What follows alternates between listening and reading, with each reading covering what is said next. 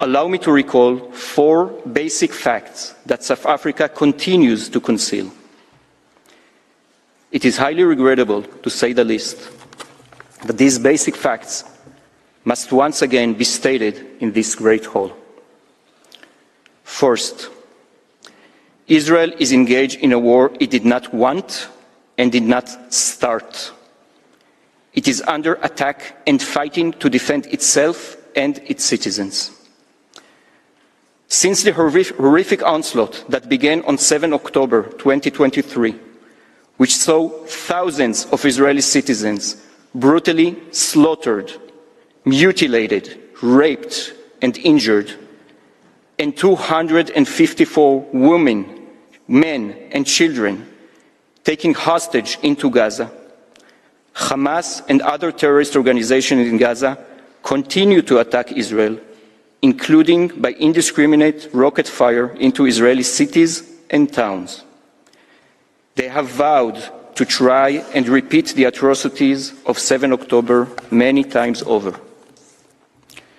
Since the beginning of the hostilities, more than 10,000 rockets have been fired from the Gaza Strip towards Israel, with the aim of killing as many Israelis as possible.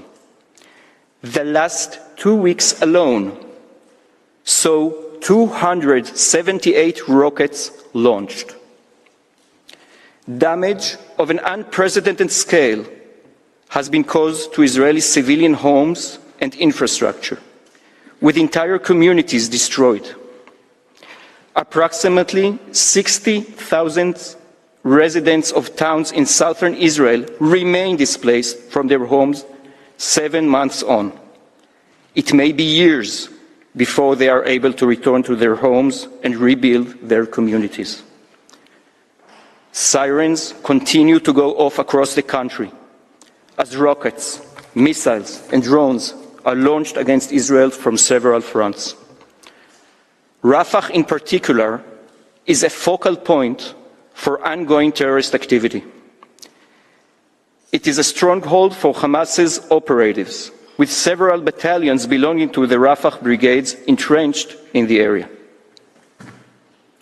Also present in Rafah is an intricate underground tunnel infrastructure that runs underneath the city and provides ample space for operatives, command and control rooms, and military equipment. Nearly 700 tunnel shafts have been identified in Rafah, from which approximately 50 tunnels cross into Egypt. These tunnels are used by Hamas to supply itself with weapons and ammunition. It could potentially be used to smuggle out of Gaza hostages or Hamas senior operatives. Since the start of the present hostilities, more than 1,400 rockets were fired from Rafah alone, including more than 120 in the last 2 weeks.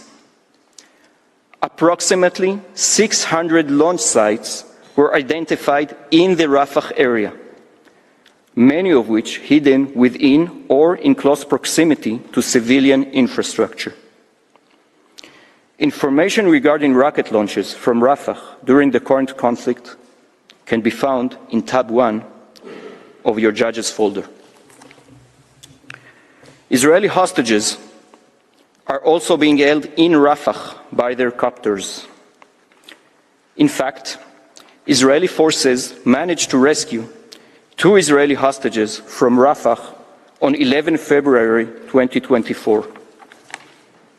I recall that South Africa filed a request with this court the next day for provisional measures that would prevent Israel from taking military action in Rafah, and this request was rightfully denied.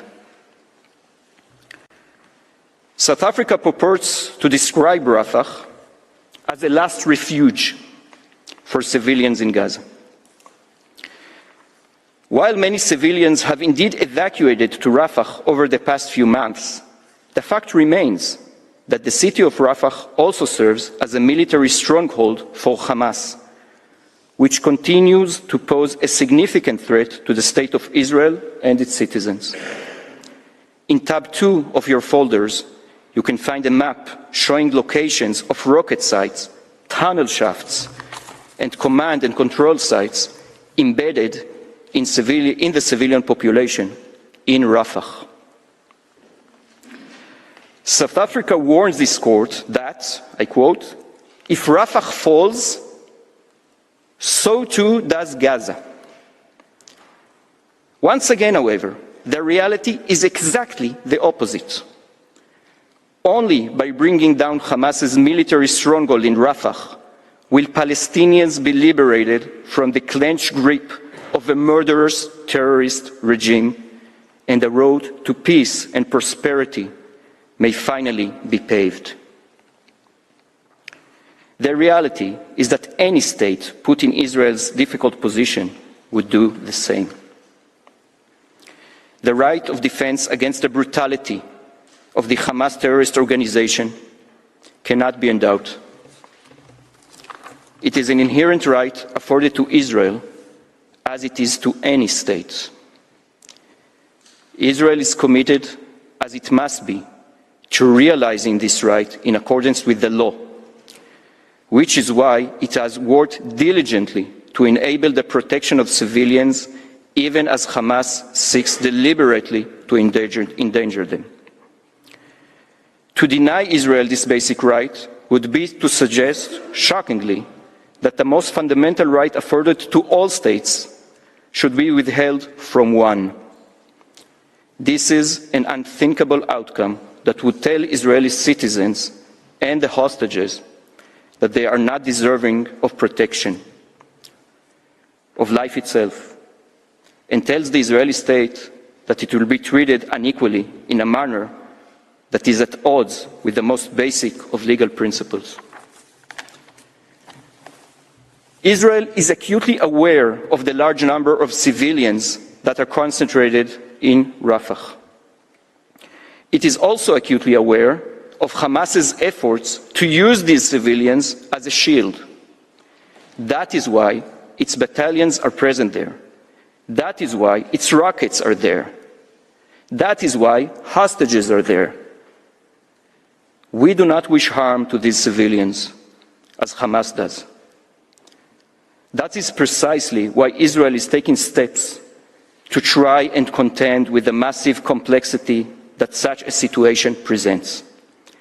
That is why there has not been a large-scale assault on Rafah, but rather specific, limited and localized operations prefaced with evacuation efforts and support for humanitarian activities.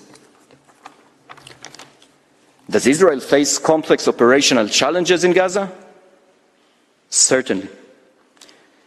But can we imagine a situation where a state does not take military action to protect its civilians when they are under fire? And can we imagine a court of law telling a state that the law prevents it from defending itself from attack? This is simply untenable. When I last stood at this podium in January, Israeli hostages had been in captivity for almost 100 days. At the time, this seemed inconceivable. Yet the hostages have now been in captivity for over 7 months. More than 130 children, women and men, including the sick and elderly, have now been held in Gaza for 224 days, incommunicado and in inhumane conditions. Among them is 23-year-old Hersh Goldberg Polin. Hersh was abducted from the Nova Music Festival in Re'im, severely injured. On 25th April 2024, Hamas released a video of Hersh. In it, he is seen with an amputated arm, which was blown off by Hamas terrorists. He is alive. He needs medical treatment.